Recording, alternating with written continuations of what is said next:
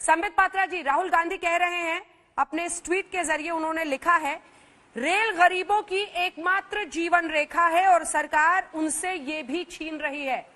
आप अमीर रथ चलाने की कोशिश में हैं संबित जी? नहीं, राहुल गांधी ने अभी तक पूरा मसौदा नहीं देखा है।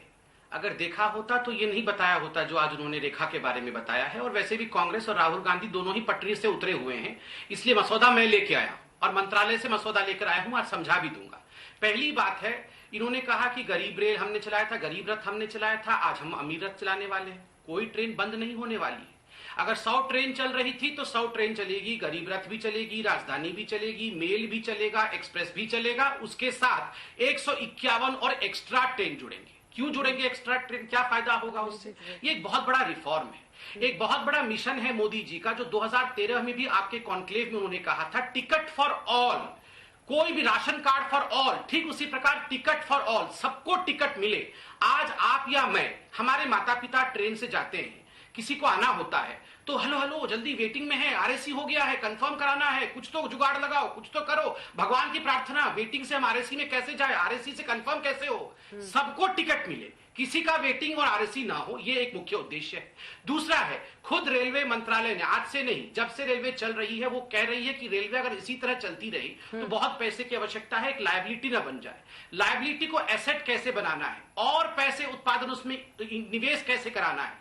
30,000 करोड़, ये जो 151 ट्रेनों की बात 190 रूट्स पे हो रहे हैं, 30,000 करोड़ रुपीस रेलवे को ऐड होगा। मतलब जाएगा रेलवे से कुछ नहीं, रेलवे को पैसे आ जाएंगे। तो इसमें चिढ़ने की बात क्या है? सबसे बड़ी बात मैं आपको बताता हूं, एक उदाहरण देके। आप आज से 20 साल पहले की बात सोचिए अंजना जी। मैं 2006 में पहली बार व्यक्तिगत रूप से फ्लाइट में बैठा, क्योंकि उससे पहले मेरा परिवार फ्लाइट में अफोर्ड नहीं कर सकता था। नौकरी करने के बाद पहली बार मैं फ्लाइट में बैठा।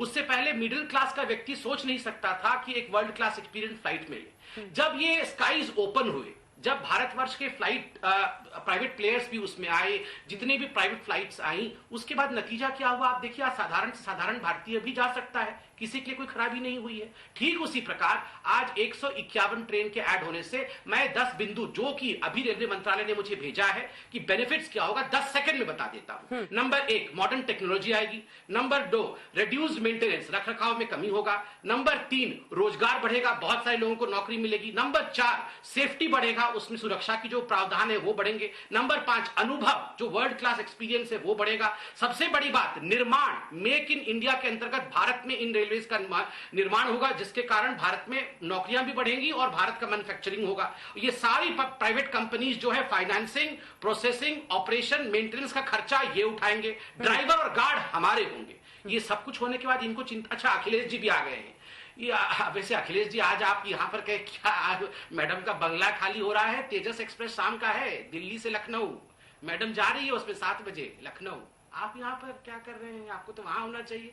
नमस्कार, मैं हूं अंजना ओम कश्यप। हमें उम्मीद है ये वीडियो आपको पसंद आया होगा। लेटेस्ट खबरों के लिए यूं ही देखते रहिए आज तक, और इस वीडियो के पसंद आने पर लाइक, शेयर एंड सब्सक्राइब करना ना भूलें।